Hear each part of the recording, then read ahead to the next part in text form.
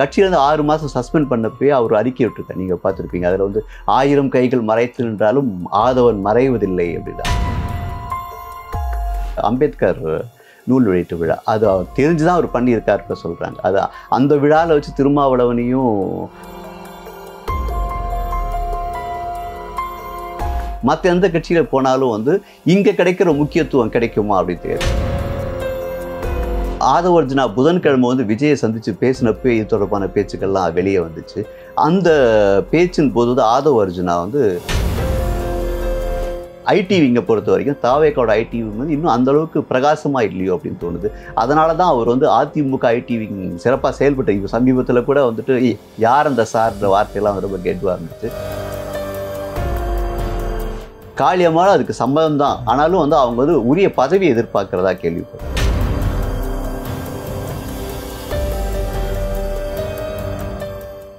வணக்கம். வணக்கம் தரவாய். தமிழக அரசியல் களத்தில் மிக சமீபத்தில் ரொம்ப பரபரப்பாக பேசப்பட்டது ஆதவர்ஜுனா. அவர் விடுதலை சிறுத்தைகள் கட்சியிலிருந்து அந்த ஒரு சர்ச்சைக்கு பிறகு அதிலிருந்து விலக்கப்பட்டு ஒரு அப்பமே அவர் வந்து அடுத்து என்ன செய்ய போறான்னு சில இதில் சொல்லியிருந்தார். இந்த நிலைமையில் இன்னைக்கு அவர் வந்து விஜயோட தமிழக வெற்றி கழகத்தில் இணைஞ்சிருக்காருன்னு தகவல் வந்திருக்கு. ஸோ இது வந்து என்ன ஏன் அப்படிங்கிற மாதிரி விஷயங்கள்லாம் பார்க்கறதுக்கு முன்னாடி ஆதவர்ஜுனோட பின்னணி பற்றி மட்டும் அதில் கொஞ்சம் பார்த்துக்கலாம். இவர் வந்து பார்த்தீங்கன்னா திருச்சி தான் அவரோட பூர்வீகம்.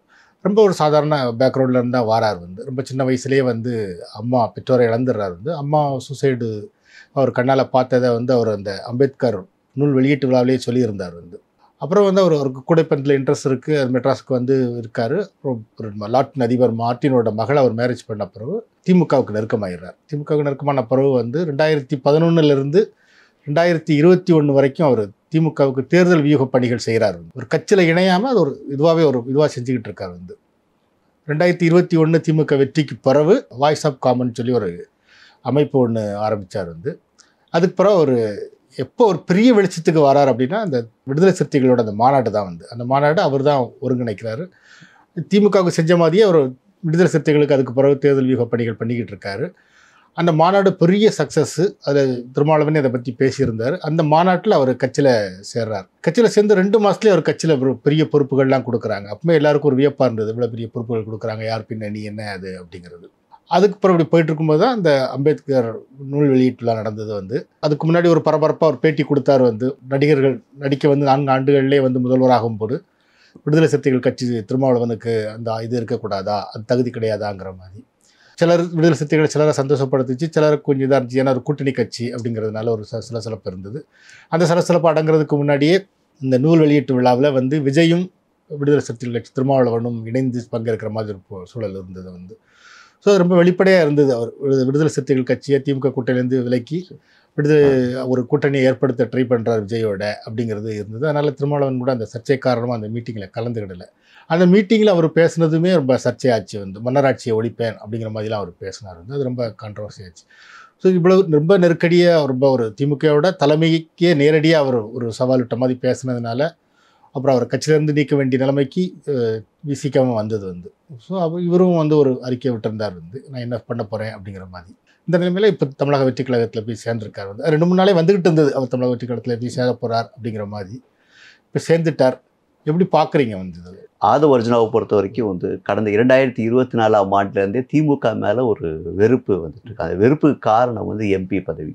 அந்த 2024 தேர்தலில் வந்து விசிகா கட்சி வந்து 3 சீட் கேட்டு, அந்த 3 சீட்டில் 2 தனி தொகுதிகள்லையும் ஒரு பொது தொகுதியும் வேணும்னு கேட்டேன். அந்த பொது தொகுதியை அவங்க கேட்டது வந்து ஆதவர்ஜுனாவுக்காக தான். ஆதவர்ஜுனா வந்து விடுதலை சிறுத்தைகள் கட்சியை வந்துட்டு முன்னணி கொண்டு வந்ததில் அவருக்கு ஒரு முக்கிய பங்கு இருக்குது அப்படின்னு திருமாவளவன் நினச்சார். அவருடைய ஆர்கனைசிங் கெப்பாசிட்டி, அவருடைய தேர்தல் வியூகங்கள்லாம் வந்து ரொம்ப கட்சிக்கு உதவுதுன்னு நினச்சி அதுக்கு பதில் உதவியாக அவரை வந்து ஒரு எம்பி ஆக்கணும் அப்படின்னு சொல்லி திருமாவளவன் விரும்பியிருக்காரு. ஆனால் திமுக வந்து விசிகாவுக்கு வந்து பொது தொகுதியை கொடுக்கல. அதுக்கு பதிலாக 2 தனி தொகுதிகளை மட்டும் தான் கொடுத்தாங்க. 2மே தனி தொகுதின்றதால வந்து ஆதவர்ஜுனாவோட போட்டியிட முடியல. அதனால் அப்போதுலேருந்து திமுக மேலே ஒரு வன்மம் இருந்துச்சு. அதாவது நீங்கள் சொன்னபடியே 2021 வரைக்கும் வந்துட்டு கட்சியில் சேராமல் ஒரு சில கொள்கைகள்லாம் வகுத்து கொடுத்தவர் வந்துட்டு அது வரைக்கும் திமுகவோட ஒற்றியே பயணம் செஞ்சவர் தனக்கு எம்பி சீட் இல்லைன்னு திமுகவுக்கு எதிரான ஒரு மனப்பான்மைக்கு திரும்பிட்டார். அதுக்கப்புறமே அவருடைய போக்குகள் எல்லாமே விஜயுடைய தமிழக வெற்றி கழகம் விடுதலை சிறுத்தைகள் கட்சி அதிமுகன்னு ஒரு வித்தியாசமாக ஒரு கூட்டணி அமைக்கிறத நோக்கி தான் போயிட்டு இருந்துச்சு. அதுக்கு வந்து அவருக்கு உள்கட்சியிலேயே அந்த அளவுக்கு வரவேற்பு இல்லைனாலும் அவர் தன்னால் முடிஞ்ச வரைக்கும் திருமாவளவன் வந்து அதை தூண்டிக்கிட்டு இருந்தார். அதில் ஒரு பங்காக தான் வந்துட்டு அது அம்பேத்கர் நூல் வெளியீட்டு விழா அது தெரிஞ்சு தான் அவர் பண்ணியிருக்காருன்னு சொல்கிறாங்க. அது அந்த விழாவில் வச்சு திருமாவளவனையும் விஜயும் ஒன்றிணைக்கலாம் அப்படின்னு அவர் நம்பியிருந்தார். ஆனால் கடைசியில் வந்து திருமாவளவன் அதில் கலந்துக்கல. அப்படி இருந்தாலும் அவர் வந்து திமுக எதிராக கடுமையாக பேசியிருக்கார். இதெல்லாமே அந்த எம்பி சீட் தான் காரணம்னு சொல்லப்படுது. அப்படி இருக்கும்போது அவர் கட்சியிலேருந்து 6 மாதம் சஸ்பெண்ட் பண்ணப்போயே அவர் அறிக்கை விட்டுருக்கார். நீங்கள் பார்த்துருப்பீங்க. அதில் வந்து 1000 கைகள் மறைத்து நின்றாலும் ஆதவன் மறைவதில்லை அப்படின்னு. அதுலேருந்தே நான் சும்மா இருக்க போகிறதில்ல, கட்சி திரும்ப என்னை சேர்க்குற வரைக்கும் சும்மா இருக்க போகிறதில்ல, நான் எங்கேயாவது சேர போகிறேன் அப்படின்றத அவர் வந்து இதுவாக சொல்லியிருந்தார். அவர் எந்த கட்சியில் சேருவார் அப்படின்னு பார்த்தா வந்து இப்போ வந்து அதிமுக பல தலைவர்கள் இருக்காங்க. பாஜக பக்கம் அவர் போகிற எண்ணம் இல்லை அவருக்கு. அப்படி பார்த்தா இப்போ விஜயுடைய தமிழக வெற்றி கழகத்தில் தான் வந்துட்டு 2ஆம் கட்ட தலைவர்கள் வந்து பெரிய அளவில் இல்லை. அதனால் அவருடைய பயணம் வந்து தாவேக்கால வந்து முடிச்சிருக்கு அப்படின்னு நினைக்கிறேன். அதனால் இது வந்து எதிர்பார்க்கப்பட்ட விஷயம் தான். இப்போ புதன்கிழமை கூட அவர் விஜயை சந்தித்து பேசினார் அப்படின்னு சொன்னார். அதுக்கப்புறம் தான் இது விஷயத்தெல்லாம் முடிவெடுத்திருக்கு அப்படின்னு நினைக்கிறேன். ஆதவர்ஜுனா வந்து தமிழக வெற்றி கழகத்தில் சேர்றது வந்து விஜய்க்கு லாபமா ஆதவர்ஜுனாவுக்கு லாபமா? விஜய்க்கு பல விதத்தில் லாபம் தான். அதாவது தமிழக வெற்றி கழகத்தை பொறுத்த வரைக்கும் அதில் வந்து ஒற்றை தலைவராக தான் இப்போ எல்லாருக்குமே தெரியுது ஒரு வகையில் பார்த்தா. ஏன்னாக்கா விஜய்க்கு அப்புறம் அங்கே யாருமே நிகரான தலைவர்கள் யாருமே இல்லை. ஆனந்த் இருந்தாலுமே கூட விஜய் மேடையில் இருக்கும்போது ஆனந்த் கீழே தான் இருக்கார். அவர் ரொம்ப வந்து ஒரு முன்னிறுத்தி ஒரு பேச்சாற்றல் வாய்ந்த ஒரு தலைவராக தெரியல. ஆர்கனைசிங் கெப்பாசிட்டி அவருக்கு எந்த அளவுக்கு இருக்குன்றது இன்னும் வெளியே தெரிய வரல. ரசிகமன்ற தலைவர் அப்படிங்கிற அந்த ஒரு இதுலேயே போயிட்டு இருக்கார். அவர் வந்து அரசியல்னா கூட அது வந்து பாண்டிச்சேரியில் புதுச்சேரியில் தான் ஒரு அரசியல் பண்ணியிருக்காரு. அதனால அவருக்கு அரசியல் அனுபவம் நமக்கு தெரியல. அப்படிங்கும்போது விஜய்க்கு வந்து ஒரு 2ஆம் கட்ட தலைவர், ஒருத்தர் வலிமையான ஒரு 2ஆம் கட்ட தலைவர் தேவைப்படுது. இன்னொரு வகையில் ஒரு ஸ்ட்ராட்டஜிஸ்ட் தேவைப்படுறாங்க. இப்போதைக்கு தமிழக வெற்றி கழகத்துக்கு வந்து ஜான் ஆரோக்கியசாமின்றவர் தான் அந்த ஸ்ட்ராட்டஜிலாம் வகுத்துட்டு இருக்காரு. இருந்தாலும் இன்னும் தீவிரமாக அந்த ஸ்ட்ராட்டஜிலாம் வகுக்கிறதுக்கு ஒரு ஆள் தேவையின் போது வந்து அவருடைய பார்வையில் ஆதவ அர்ஜுனா பட்டிருக்கலாம். ஏன்னா ஆதவ அர்ஜுனா வந்து விடுதலை சிறுத்தைகள் கட்சியில் சேர்ற வரைக்கும் அந்த கட்சிக்கு வந்து உரிய அங்கீகாரம் கிடைக்காம இருந்துச்சு. கடந்த நாடாளுமன்ற தேர்தல், அதாவது இப்போ நடந்ததுக்கு முன்னாடி நடந்த நாடாளுமன்ற தேர்தல் 2 தொகுதியில் விடுதலை சிறுத்தைகள் போட்டிட்டுச்சு. அதில் 1 பானை சின்னத்திலையும் 1 வந்து உதயசூரியன் சின்னத்தில் போட்டிட்டாங்க. அதில் பானை சின்னத்தில் போட்டிட்டப்போ வந்து ரொம்ப போராடி தான் அவர் திருமாவளவன் ஜெயிச்சிருக்காரு. ஆனால் அந்த கட்சிக்குள்ள ஆதவ அர்ஜுனா வந்ததுக்கப்புறமா அந்த வெல்லும் ஜனநாயக மாநாட்டை மிகப்பெரிய எழுச்சியாக நடத்தினதுக்கப்புறம் தான் அவர் கட்சியில் சேர்ந்தார். அந்த மாநாட்டை நடத்தினதுலேயே முக்கிய பங்கு வந்து ஆதவ அர்ஜுனாவுக்கு இருந்து. அதனால் அவர் கட்சியில் சேர்ந்தப்போ அவர் துணை பொதுச்செயலாளர் பதவியை கொடுத்தாங்க. அந்த பதவி வச்சு அவர் கடுமையாக கட்சிக்காக உழைச்சிருக்காரு. இன்னும் சொல்லப்போனால் கடந்த நாடாளுமன்ற தேர்தலில் அவருக்கு எம்பி சீட் கிடைக்கலனா கூட அவருடைய வருத்தத்தெல்லாம் புறந்தள்ளி வச்சு கடுமையாக உழைச்சிருக்காரு. அந்த விடுதலை சிறுத்தைகள் கட்சி வந்து 2 தொகுதியிலுமே பானை சின்னத்தில் நின்றுச்சு. அந்த பானை சின்னத்தை வந்து மக்கள்கிட்ட கொண்டு போய் சேர்க்கறதுல வந்து பல்வேறு பிரச்சார உத்திகளை பயன்படுத்தி இருக்காரு. அதனால் திருமாவளவன் வந்து பல ஓட்டுகள் 1 லட்சத்துக்கு மேலே ஓட்டுகள் வித்தியாசத்தில் வெற்றி பெற்றிருக்காரு. அதுக்கெல்லாம் வந்து அவருடைய உழைப்பு தான் காரணம். இதெல்லாம் விஜய் வந்து கண்டிப்பாக கவனிச்சிருப்பார். அதனால் வந்து விஜய்க்கு வந்து ஒரு ஸ்ட்ராட்டஜிஸ்ட் தேவை. இன்னொரு வகையில் பார்த்தா அவர் டெல்லியிலையும் வந்து அவருடைய கான்டாக்ட் வந்து ரொம்ப அதிகம். பிரசாந்த் கிஷோரையும் திமுகவும் இணைச்சதே கூட ஆதவ அர்ஜுனா தான் அப்படின்னு சொல்கிறாங்க. அந்தளவுக்கு அவருக்கு டெல்லியிலையும் கான்டாக்ட் இருக்குது. அப்படி இருக்கும் ஒரு கட்சி நடத்தணும் போது 1 2ஆம் கட்ட தலைவர் தேவை, 2 வந்து ஒரு ஸ்ட்ராட்டஜிஸ்ட் தேவை, 3 வந்து டெல்லியில் நிறைய செல்வாக்கு இருக்கிற பல பேரை தெரிஞ்ச ஒரு தலைவர். இந்த 3மே ஒன்றா வந்து இவர் கிடைச்சிருக்கார்.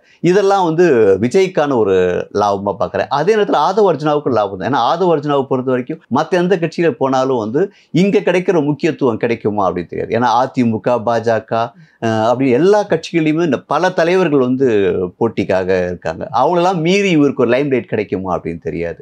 அதனால் வந்து இது ஆதவ அர்ஜுனாவுக்கும் லாபம், விஜய்க்கும் லாபம். கண்டிப்பாக இதில் வந்து தாவேக்காவுக்கு ஒரு கொஞ்சம் ப்ளஸ் இருக்குன்னு தான் நினைக்கிறேன். தமிழக வெற்றி கழகத்தில் விஜய்க்கு அடுத்ததாக அறியப்பட்ட முகங்கிறது பிசி ஆனந்த் தான் வந்து எல்லா இடங்கள்லையும் அவர் தான் ப்ரெஸ்ஸவும் கூட மீட் பண்ணுறாரு வந்து.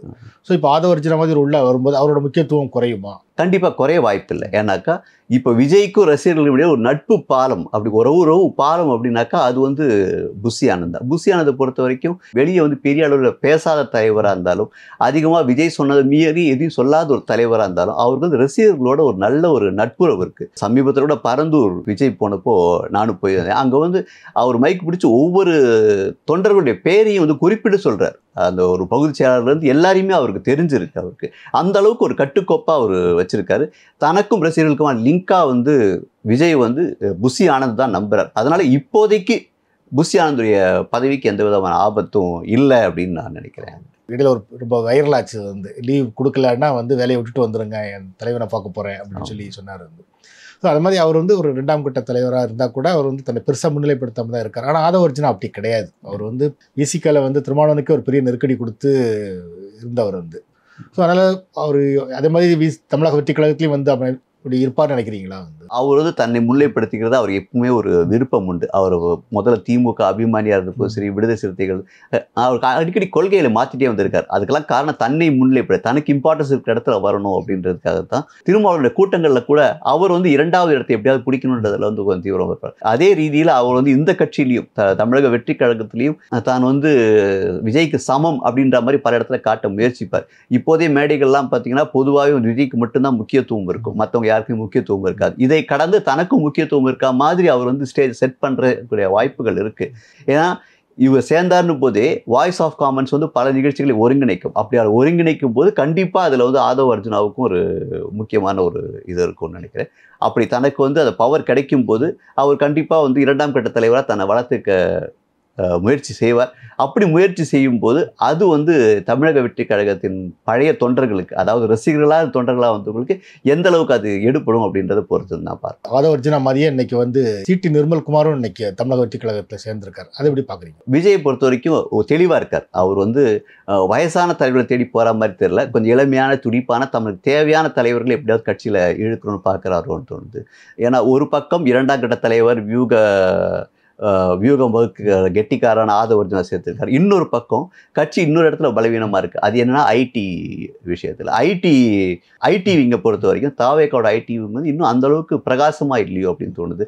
அதனால தான் அவர் வந்து அதிமுக ஐடி விங் சிறப்பாக செயல்பட்டு இப்போ சமீபத்தில் கூட வந்துட்டு யார் அந்த சார்ன்ற வார்த்தையெல்லாம் ரொம்ப கேட்டுவாக இருந்துச்சு. அதனால் அதிமுக ஐடி விங் வந்து மிகச்சிறப்பாக செயல்பட்டு வருது. அதனால் அந்த ஐடி விங்கை கவனிச்சுட்டு இந்த நிர்மல்குமாரை வந்து கட்சியில் சேர்த்து, இதனால் ஒரு பக்கம் தேர்தல் வியூக அமைப்பாளர், இன்னொரு பக்கம் வந்துட்டு ஒரு ஐடி விங், ரெண்டையும் சேர்ந்து கட்சியில் வந்து கொஞ்சம் கொஞ்சமாக ஒரு வலுப்படுத்திட்டு இருக்காரு அப்படின்னு சொல்லி அவர் தேர்ந்த அரசியல்வாதியாக வந்து விஜய் மாறிட்டு இருக்கிறதா இதெல்லாம் காட்டுது. நாம் தமிழர் கட்சியில் இருந்த காளியம்மாள் அவங்களும் இன்னைக்கு தமிழக வெற்றி கழகத்தில் சேர வாய்ப்பு இருக்கு அப்படிங்கிற மாதிரி தகவல்கள் வந்துச்சு. ஆனால் வந்து காளியம்மாள் கிட்டேருந்து ஒரு ட்வீட்டோ ஒரு அறிக்கைன்னு வந்து நான் இன்னும் நாம் தமிழர் இயக்கத்தில் தான் இருக்கேன் அப்படின்னு அவங்க சொல்லியிருக்காங்க. அவங்க அப்படி சொல்லியிருந்தா கூட இன்னொரு விதத்தில் பார்த்தா அவங்க வந்து தமிழக வெற்றி கழகத்தில் இனி வாரான்ற ஒரு சந்தேகம் இருக்குது. ஏன்னா வெளியில் சொல்லப்படுற தகவல்களை வச்சு பார்த்தா அவர் திமுகவுக்கு தான் போவாரோ அப்படின்னு ஒரு இது இருக்குது. அவர் திமுகவோட பேச்சுவார்த்தை நடத்திட்டு இருக்கிறதா அவங்க சொல்கிறாங்க. பெரியாரை வந்து நாம் தமிழ் இயக்கம் தொடர்ந்து தாக்கிட்டு இருக்கிறதால பெண் விடுதலை பேசின பெரியாரை வந்து இவங்க அவமதிக்கிறாங்க, அதனால நான் கட்சியில் இது வர்றாங்க அப்படின்னு ஒரு குரல் எழுப்பிட்டு காளியம்மாள் திமுக சேர்ந்தால் அது கட்சிக்கு மிகப்பெரிய பலமாக இருக்கும்னு திமுக தலைமை நினைக்குது. காளியம்மாள் அதுக்கு சம்மதம் தான், ஆனாலும் வந்து அவங்க வந்து உரிய பதவியை எதிர்பார்க்கிறதா கேள்விப்படுறாங்க. தனக்கு மிகப்பெரிய பதவி ஏதோ வேணும் அப்படின்ட்டு அந்த விஷயத்தை தான் பேச்சுவார்த்தை நடந்துட்டு இருக்கிறதா நான் கேள்விப்படுறேன். நம்ம பேசுகிற விஷயங்கள்லாம் ஒரு பக்கம் இருக்குது, இன்னொரு விஷயமும் அடிபட்டுக்கிட்டே இருக்குது. தொடர்ந்து அதை பற்றி எழுதிக்கிட்டும் இருக்காங்க. வந்து ஆதவ் அர்ஜுனாவுக்கு பின்னாடி பிஜேபி இருக்குது அப்படின்னு சொல்லி, ஸோ பிஜேபி வந்து பின்னாடி இருந்து ஆதவ் அர்ஜுனாவை இயக்கி விஜய் கட்சி ஆரம்பிக்கும் போதே வந்து பின்னாடி பிஜேபி இருக்குன்னு பேசப்பட்டது. அதுக்கு என்ன காரணம் அப்படின்னா, அவர் கட்சி ஆரம்பிக்கும் போதே வந்து அவர் திமுக கூட்டணி இருக்கிற கட்சிகளை வந்து உடைக்கிறது தான் அவரோட நோக்கமாக பேச்சில் வெளிப்பட்டது. ரெண்டாவது ஆதவ் அர்ஜுனா நடந்த அந்த அம்பேத்கர் மீட்டிங் பார்த்தீங்கன்னா அதுவும் அதோட நோக்கமாக தான் இருந்தது. வந்து ஸோ திமுக கூட்டணியை உடைக்கிற ஒரு முயற்சியும் அதில் நடந்தது. வந்து இப்போ வந்து திமுகவுக்கு எதிரான ஒரு அணியை பலப்படுத்துறது அப்படிங்கிற மாதிரி இருக்குது. வந்து ஸோ இப்போ ஆதவ் அர்ஜுனா பிஜேபியோட பின்னணியில் தான் செயல்படுறாரா அழுத்தத்தில், ஆதவ் அர்ஜுனாவுக்கு ஒரு நோக்கம் இருக்கலாம், அவருக்கு ஒரு இது இருக்கலாம். ஸோ பின்னாடி பிஜேபி அழுத்தமும் இருக்குதா அப்படின்னு ஒரு பேச்சும் இருந்துகிட்டு இருக்கு. அது என்னங்கிறத ஆமாம் பொறுத்து தான் பார்க்கணும். இன்னும் எடப்பாடி பாஷையில் சொல்லப்போனால் இன்னும் 15 அமாவாசை தான் இருக்குன்னுவாங்க. அதுக்கு இப்போவே வந்து அனல் பற்றிட்டு எரியாகுது. இன்னும் கொஞ்சம் காலத்தில் யார் யாரெல்லாம் எந்தெந்த கட்சியிலேருந்து எங்கெங்கெல்லாம் போவாங்க அப்படின்னு தெரியல. ஒட்டுமொத்தத்தில் தமிழக அரசியலுக்கெல்லாம் கொஞ்சம் கொஞ்சமாக சூடாயிட்டு வருது. என்ன நடக்குதுன்னு பொறுத்து வந்து பார்ப்போம்.